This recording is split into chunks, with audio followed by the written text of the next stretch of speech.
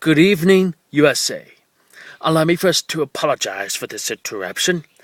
I do, like many of you, appreciate the comforts of everyday routine, the security of a familiar, the tranquility of repetition.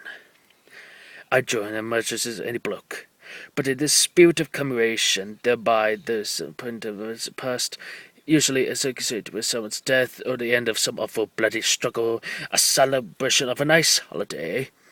I think we can mark this April the 18th, a day that's sadly no longer remembered, but taking some time out of our daily lives to sit down to have a little chat.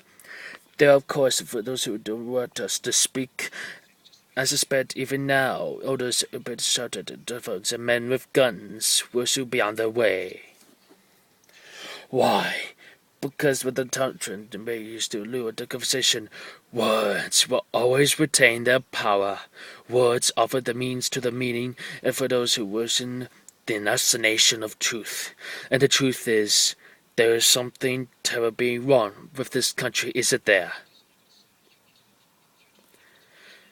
Cruelty and injustice and intolerance and oppression. In other words, to freedom project, to think and speak as you saw fit. You know the symptoms is the villains, because the conformity is so to is no submission. How did this happen? Who's to blame? Well, certainly there's a more responsible than others. There were a couple. But again, to the plateaued, if you're looking for the guilty, you need to look into a mirror. I know why you did it. I know you're afraid. Who wouldn't be? War, terrorist, disease. There are many problems which spread about your reason and rob you of your common sense. Fear got the best of you, and your panic you turned to the same High President Barack Obama. He promised you order, he promised you peace, and now the return was a silent, obedient consent. Last night, I heard in that silence. Yesterday, somebody bombed the Boston Marathon to remind this country of its forgotten.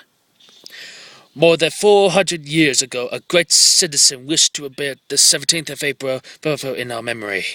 But to remind the world, the fairness, justice, and freedom, more than words, there are perspectives. So if you see nothing, if the crimes of this government remain unknown to you, I suggest you allow the 18th of April to pass unmarked. But if you see what I see, and if you feel as I feel, and if you seek as I seek, then I ask you to stand beside me, one hour for tonight, outside the night of day.